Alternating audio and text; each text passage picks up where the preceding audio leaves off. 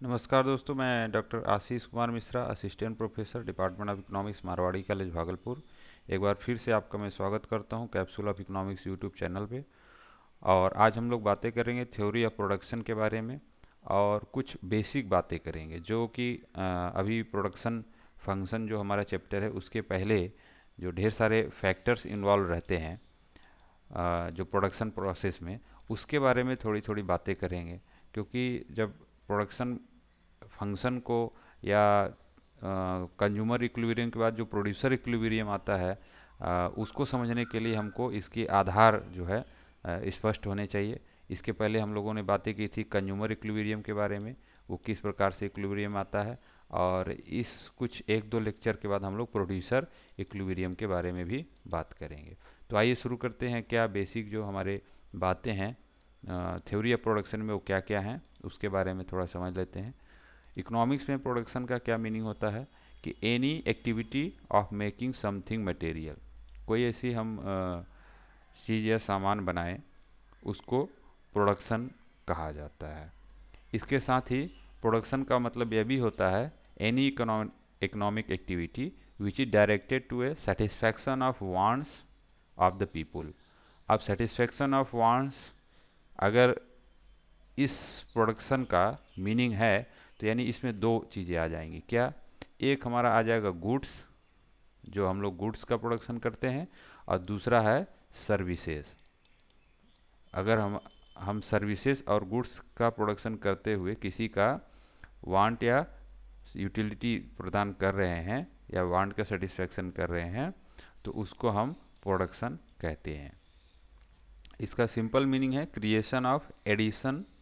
Creation और addition of utility. हम utility का उत्पादन करते हैं किसके लिए? जिसको हमको वांट को सेटिस्फाई करना होता है। अब इसमें लिखा हुआ है कि उत्पादन की क्रिया में को पूरा करने के लिए क्या क्या चीज़ों की ज़रूरत पड़ता है। इसमें ढेर सारे फैक्टर ऑफ प्रोडक्शन है। एक है श्रम, पूंजी, भूमि, संगठन, साहस। ये ढेर सारी फैक्टर्स हैं। इसके अलावा भी कुछ अन्य साधन जैसे रॉ मटेरियल वगैरह लगता है और इससे उत्पादन होता है। और ये जो फैक्टर्स ऑफ प्रोडक्शन है, इनको हम इकोनॉमिक्स में कई बार कई किताबों में आप आगत के नाम से जानते होंगे, इनपुट के नाम से जानते होंगे। और इन साधनों के सहयोग से जिन वस्तुओं का उत्पादन किया जाता है उसको हम आउटपुट या निर्गत कहते हैं। आगत को हम कई बार फैक्टर्स ऑफ प्रोडक्शन भी कहते हैं, उत्पादन के साधन के रूप में भी जानते हैं और पढ़ते हैं इकोनॉमिक्स में। तो बातें स्पष्ट होनी चाहिए। जब हम इनपुट की बात करें तो इसका मतलब ये हुआ कि ऐसे साधन जिसके सहायता से हम लोग उत्पादन करना चाहते हैं। और आउटपुट की बात करें तो इन साधनों का प्रयोग करते हुए जो भी उत्पादन हुआ, जो भी सामान बना, उसको हम आउटपुट कहते हैं। यानी इसके लगभग लगभग तीन स्टेज हो गया। एक तो हमको यूटिलिटी क्रिएट करना है, जनरेट करना है, यूटिलिटी बनाना है, इसको प्रॉपर प्लेस पर ले जाना है, और इसको इकोनॉमी के में जो टाइम पीरियड है उसके हिसाब से कह लीजिए कि जिस समय हमको ये नीड हो, लोगों की जब नीड हो, जैसे कोई सामान है जो विंटर में इसका प्रयोग हो सकता है, कोई सामान है जो समर में प्रयोग होता है, तो उस टाइप से हमको प्लेस करना है। तो तीनों के बारे में थोड़ी थोड़ी बातें। एक है कि यूटिलिटी को क्रिएट करना है। कैसे क्रिएट होगा utility? Changing the form of natural resources, या जो रॉ मटेरियल है उसको यूटिलिटी की फॉर्म में चेंज कर देना। जैसे जो लकड़ी होता है, लकड़ी को से टेबल बना देते हैं, जैसे आयरन होता है उससे हम मशीन बना देते हैं। तो ये किसी भी रॉ मटेरियल को या ऐसे वस्तु को चेंज करके, उसके फॉर्मेट को चेंज करके हमको उसमें यूटिलिटी क्रिएट कर देना है। अब ये जो यूटिलिटी क्रिएट हुआ उसको प्रॉपर तरीके से प्लेस करना है। Changing the place of resources from place where they are of little और no use to another place where they are greater use. अब जिस जगह पे हमने इसका उत्पादन किया, उस जगह से हमको ऐसे जगह में प्रदान करना है इस प्रोडक्शन को, यूनिट को, जहाँ पर इसका प्रयोग नहीं हुआ है या वहाँ पर अवेलेबिलिटी नहीं है। जैसे कोल का हो गया प्रोडक्शन, गोल्ड का प्रोडक्शन, और इस तरीके का जो प्रोडक्शन होता है, तो जहाँ प्रोडक्शन हुआ है वहीं नहीं बल्कि उसे मार्केट तक लाना, उसे बोलते हैं प्लेस ऑफ यूटिलिटी। उसके बाद transforming goods from where they give little और no satisfaction to place where utility is more. जहाँ पर जैसे मान लीजिए एप्पल का प्रोडक्शन होता है कश्मीर में, तो वहाँ पर काफ़ी सस्ता मिलता है। मैं गया था तो वहाँ देखे कि 20 रुपया 10 रुपया केजी मिलता है, लेकिन हम बाकी जगह पे देखें तो यह अधिक महंगा मिलता है। तो इसको प्रॉपर प्लेस पे प्रोडक्शन को पहुँचाना होता है। टाइम ऑफ यूटिलिटी ये भी ध्यान रखना है कि हमने उत्पादन तो कर लिया, लेकिन उसको ऐसे टाइम में प्रयोग में लाया जाए जबकि उसका प्रयोग अधिक हो। जैसे जैसे हम फूड ग्रेन्स का उत्पादन करते हैं और उसको स्टोर करते हैं, और फिर उसको हम कब प्रोवाइड करते हैं, जब उसको सीजन या तो ऑफ हो जाए या ऐसा सीजन आए जब उस वस्तु की बहुत ज़्यादा डिमांड हो, और उस समय हमको इस वस्तु का को उपलब्ध कराना भी प्रोडक्शन का एक हिस्सा है। यानी कुल मिलाकर क्या हो जाएगा, कोई भी वस्तु जिसका हमने फॉर्मेट चेंज किया उसको फॉर्म यूटिलिटी, यानी कि यूटिलिटी क्रिएटेड हुआ।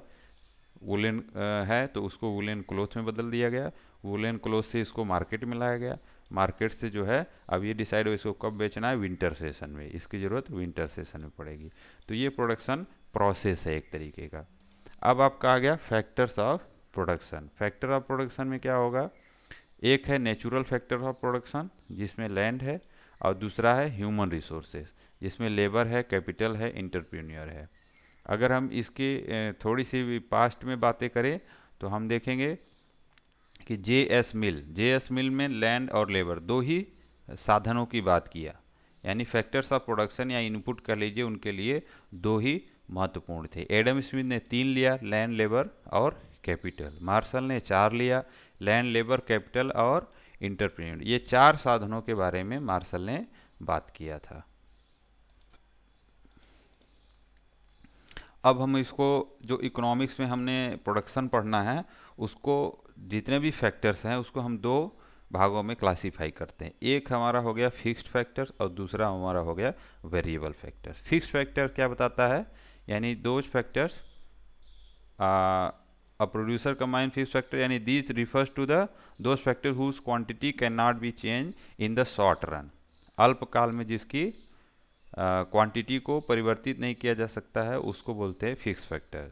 यानी कि ये उत्पादन के साथ साथ बदलता भी नहीं है। जैसे बिल्डिंग हो गया, प्लांट हो गया, मशीनरी हो गया, परमानेंट स्टाफ हो गया, लैंड हो गया, यानी उत्पादन शुरू होगा तो अल्पकाल में जो भूमि की मात्रा होगी उसको तुरंत बढ़ाया नहीं जा सकता है, बिल्डिंग को तुरंत नहीं बढ़ाया जा सकता है, ऐसे ही प्लांट को तुरंत इंक्रीज नहीं किया जा सकता है। तो इसको हम क्या बोलते हैं, फिक्स्ड फैक्टर। इसके साथ ही है वेरिएबल फैक्टर्स, दूसरा जो क्लासिफिकेशन का हिस्सा है। It refers to those factors whose quantity can be change in the short run, this very directly with output and these increases when output increases and decreases when output decreases। यानी जैसे जैसे उत्पादन बढ़ता है तो वेरिएबल जो लागत factors है वो भी बढ़ता है, घटता है उत्पादन तो वेरिएबल फैक्टर भी घटता है। यानी कि जब जीरो हो जाता है तो उत्पादन, जब यदि जीरो हो गया तो फैक्टर्स भी, ये वेरिएबल फैक्टर्स भी जीरो हो जाएगा। जैसे रॉ मटेरियल हो गया, ट्रांसपोर्ट हो गया, यानी किसी वस्तु का उत्पादन जब शुरू होगा तभी तो उसका ट्रांसपोर्ट होगा। यदि उत्पादन बंद कर दिया तो ट्रांसपोर्टेशन जो कॉस्ट होगा जीरो हो जाएगा, कम्युनिकेशन जो कॉस्ट होगा वो जीरो हो जाएगा, कैजुअल लेबर हम लोग जो लेते हैं वो भी जीरो हो जाएगा, रॉ मटेरियल का प्रयोग होगा तभी उत्पादन होगा। और ये एक वेरिएबल फैक्टर्स है, और वेरिएबल फैक्टर तभी बढ़ेगा जैसे जैसे उत्पादन बढ़ेगा। यानी उत्पादन की मात्रा में वृद्धि हुई तो हमको रॉ मटेरियल अधिक आवश्यकता पड़ेगी, और हम उसके साथ साथ यह उत्पादन और वेरिएबल फैक्टर दोनों बढ़ेगा। तो 2 तरह के हमारे फैक्टर्स में क्लासिफाइड हो गए हैं। कुछ फैक्टर्स जो जिनके बारे में हम कुछ आधारभूत बातें कर लें, जैसे एक हमारा हो गया भूमि। तो भूमि के बारे में क्या है, it does not mean soil. ये केवल मिट्टी के बारे में बातें नहीं हो रही है, अर्थ का सरफेस है यही केवल एकमात्र नहीं है, इसे भी भूमि नहीं कहा जा सकता है। But it refers to all free gift of nature which would include natural resources of fertility of soil, water, air. ये सभी चीज़ उसको इसमें इंक्लूडेड है, तभी वो भूमि माना जाता है। क्योंकि भूमि के अंदर वाटर भी है, ऊपर से उसको हवा भी लगता है, तभी वह फर्टाइल है। अदरवाइज इस भूमि का कोई काम नहीं है। कुछ इसकी विशेषताएं हैं, जैसे land is a free gift of nature, ये तो सब जानते हैं। Land is strictly limited to quantity, इसकी जो मात्रा है वो सीमित है, असीमित नहीं है। Land can not be shifted from one place to another place, एक जगह से इसको दूसरे जगह पे शिफ्ट नहीं किया जा सकता, यह भी इसका फीचर है। Land can not be destroyed, इसको खराब या बर्बाद नहीं किया जा सकता, ये इसका एग्जिस्टेंस रहता है। Does not yield any result unless human efforts employed, यानी कि भूमि के प्रयोग के द्वारा कोई भी उत्पादन तब तक नहीं हो सकता जब तक इसमें ह्यूमन बीइंग यानी मानव को लागू लगाया नहीं जा सके, और जब तक लागू नहीं किया जाएगा, मानव को उस पर लगाया नहीं जाएगा, तब तक उसका उत्पादन संभव नहीं है। अब दूसरा है लेबर, श्रम के बारे में बात कर लें। श्रम यानी कि it refers to as a mental और physical extraction directed to produce goods और सर्विसेज। दो तरीके की बातें हो गई, यानी कि जो श्रमिक है वो एक मेंटल और दूसरे फिजिकल, यानी हम लोग आज की दुनिया में मजदूर को ही केवल श्रमिक मानते हैं, जैसे वो ऐसा नहीं है। हम यदि प्रोफेसर हैं और मेंटल वर्क कर रहे हैं तो हम भी लेबर फोर्स, भारत के जो लेबर फोर्स है उसमें गिने जाएंगे। Work done for the sake of pleasure or love does not represents labour. ऐसे ही जो कुछ ऐसा काम होता है, लेबर और नॉन लेबर के बीच आपको क्लासिफिकेशन थोड़ा सा करना पड़ेगा। जैसे कोई फ्रेंड है, वो अपने मित्र के लिए गाना गा रहा है, तो वो लेबर में काउंट नहीं होगा, क्योंकि उसमें उनको कोई कह लीजिए कि पेमेंट नहीं हो रहा है, और इस तरीके के कार्य जो लेबर करे उसको पेमेंट होना भी एक तरीके का इसमें शामिल होना चाहिए। और भी इसकी क्या विशेषताएं हैं? Directly connected with human efforts, मानव प्रयास करेगा उसी, वो जो है वो डीपली कनेक्टेड है किससे? लेबर से। हाईली पेरिसेबल, यानी कि अ labour can not store his labour, कोई भी जो श्रमिक है वो अपना श्रम को स्टोर नहीं कर सकता है। ये सोचे कि हम 55 ईयर के अगर हो जाएं और हम अपने 25 साल 20 साल से लेकर के अभी तक का लेबर को हम अपने श्रम को बचा के रखें, ऐसा नहीं हो जाएगा। बूढ़े होने पर उसकी श्रम शक्ति खत्म हो जाती है। इनसेपरेबल फ्रॉम लेबर, जो भी लेबरर हैं या कह लीजिए कि एक लेबर कोई व्यक्ति है, उसका श्रम को बांटा नहीं जा सकता, यानी कि विभाज्य नहीं है, अलग अलग नहीं किया जा सकता है। और इसके साथ ही लेबर जो है, अलग अलग व्यक्ति के पास जो लेबर यानी श्रम की जो मात्रा होती है, कह लीजिए श्रम की जो कैपेसिटी होती है, क्षमता होती है, वो अलग अलग हो सकती है। ऐसा नहीं कि हमने एक श्रम लिया, एक श्रमिक लिया, वो दिन भर में कितना काम कर सकता है, और वो जितना काम कर सकता है उतना ही दूसरा श्रमिक भी, पहला श्रमिक जितना काम किया उतना ही दूसरा ही श्रमिक करे, ऐसा जरूरी नहीं है। दोनों की अलग अलग क्षमता होती है या हो सकती है। कैपिटल क्या होता है? Capital is that part of wealth of an individual और community which is used for further production of wealth, जो भविष्य में भी वो धन या संपत्ति का उत्पादन करने के लिए जिस वस्तु का प्रयोग किया जाता है, इसमें कैपिटल शामिल होता है। तो इंडिविजुअल हो चाहे कम्युनिटी हो, वो कैपिटल का प्रयोग करके फ्यूचर में भी जो वेल्थ है यानी धन है उसका उत्पादन कर सकता है। It is a stock concept which yields a periodical income which is a flow concept, यानी कि यह स्टॉक कॉन्सेप्ट नहीं, it is a stock concept which yields a periodical income. इसके साथ साथ यह फ्लो का भी कॉन्सेप्ट शो कर सकता है। कैसे? जैसे कि हम कैपिटल यानी एक मशीन का उपयोग किए और उस मशीन के द्वारा हमको 3-3 महीने पर कुछ न कुछ उत्पादन हो रहा है, या 6-6 महीने पर भी कुछ न कुछ उत्पादन हम उससे ले रहे हैं, तो वह एक फ्लो कॉन्सेप्ट बन जाता है। It is term as produced means of production और man made instrument, man made instrument के रूप में भी इसको जाना जाता है, यानी कि उत्पादन के साधन जो हमारे ट्रेडिशनली है उसके साथ साथ अगर हम कैपिटल जनरेट करें तो उसको भी हम उत्पादन में लगाएंगे, और वो जो कैपिटल जनरेट किए वो मैन मेड इंस्ट्रूमेंट हो गया, man made factors of production हो गया, जैसे फैक्ट्रीज हो गई, डैम हो गया। तो इस प्रकार हम समझ सकते हैं, यानी कि कैपिटल एक तरीके से कह लीजिए स्टॉक कॉन्सेप्ट है। इसमें बात को स्पष्ट करना जरूरी है कि एक पॉइंट ऑफ टाइम के लिए यह स्टॉक कॉन्सेप्ट है, लेकिन एक पीरियड ऑफ टाइम के लिए ये एक फ्लो के रूप में आपको प्रदर्शित या शो होता नजर आएगा। कैपिटल फॉर्मेशन कैसे होगा? It means the sustain increase in the stock of real capital in the country.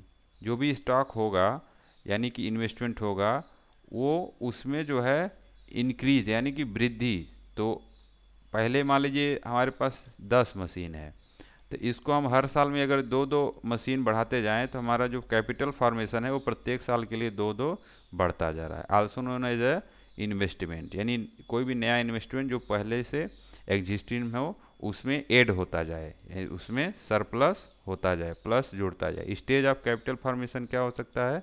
यानी कि पहले सेविंग करेगा व्यक्ति या इंडिविजुअल या जो भी कंपनी है, सेविंग करने के बाद उस सेविंग को मोबिलाइज करेगा किधर की तरफ? इन्वेस्टमेंट की तरफ, यानी फाइनेंशियल मार्केट के थ्रू वो किधर जाएगा? इन्वेस्टमेंट के थ्रू। और फाइनली जब इन्वेस्टमेंट हो जाएगा तो उसको क्या बोलेंगे?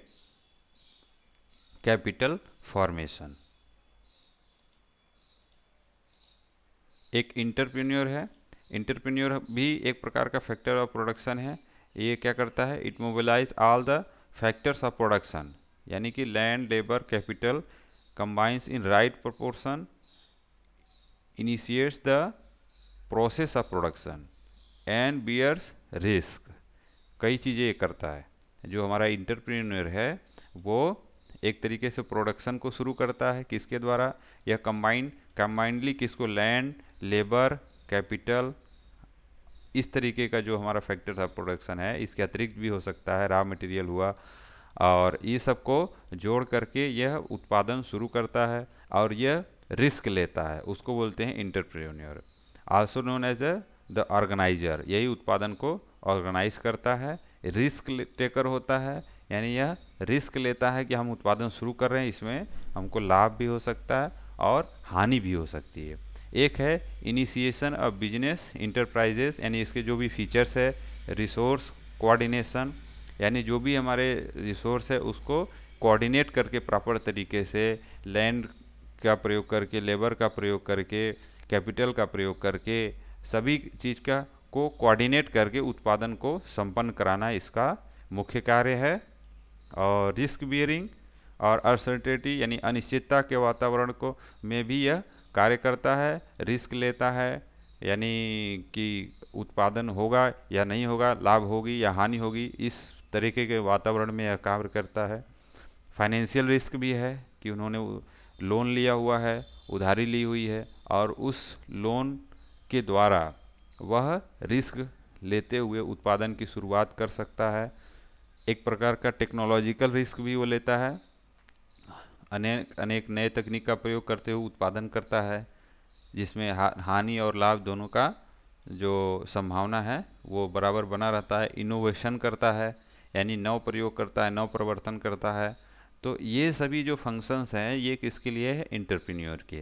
तो इस तरीके से हम यदि देखें तो लेबर के बारे में जो बेसिक बातें हैं वो हुआ, कैपिटल के बारे में जो बेसिक बातें वो हुई, और इसके साथ ही इंटरप्रेन्योर के बारे में, और इसके साथ ही लैंड, लेबर, कैपिटल, लेबर के बारे में भी, भूमि के बारे में भी, कैपिटल के बारे में भी, इंटरप्रेन्योर।